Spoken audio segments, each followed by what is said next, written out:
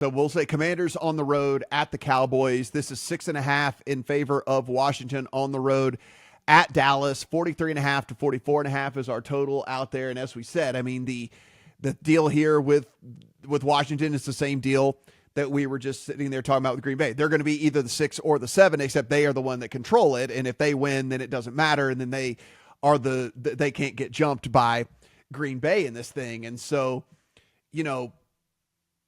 I'll put it this way.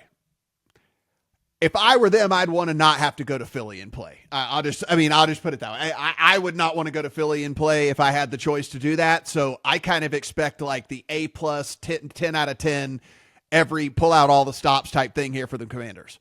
Yeah, I think they're just they've kind of hinted at that. Mm-hmm. I believe Dan Quinn has came out and said, yeah, we're playing for seeding. Mm-hmm. So they care about this game. This is one of the bets that went into my account early in the week. Commanders minus 4.5. I did not understand this line. I still don't understand this line. I think 5 is still fine to play.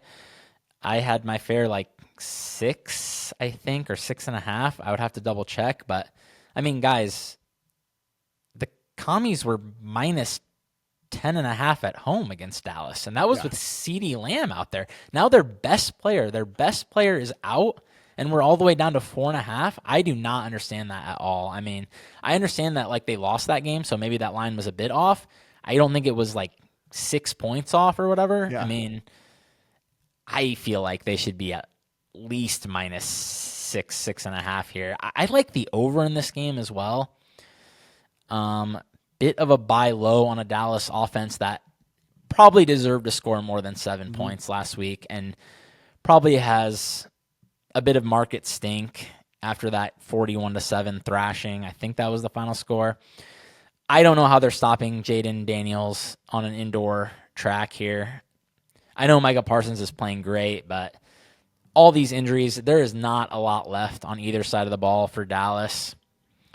I'd be concerned that without CeeDee Lamb, that I don't think we probably don't need more than 17 points or so here to get to this over. I do like the over quite a bit. I also put that in my account, and I like Washington.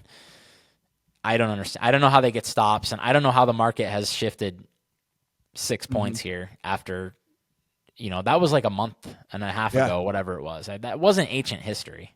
No, not at all. I didn't catch the 4.5, but I did catch the 5 on the way up, and I put this one in as well. To me, it's very curious too that I think what's not getting baked in here, sure, there's a little bit on this whole motivation thing, but Dallas also, if we talked about, if we believe Jerry Jones and the coaching staff is safe and all the different stuff like that, I mean, there's no reason for them to put anybody at risk either in this game. We already know the people that are definitely going to be out, and I think that there's probably a decent chance between now and when this thing kicks off that we start to hear rumblings more about maybe this isn't going to necessarily be, the complete full effort here from Dallas. Oh, we want to get reps for Trey Lance and see what he looks like and all the different stuff like that. I think there might be some shenanigans here at this one too. Listen, if Trey Lance is out there, then I fear for my over. Okay. But I do feel like Washington is probably basically a lock if Trey Lance is out there. Yeah. So again, I didn't get the 4.5, but I did get the 5, and I like that one a lot. Probably my favorite bet actually of the week here, Washington and Dallas.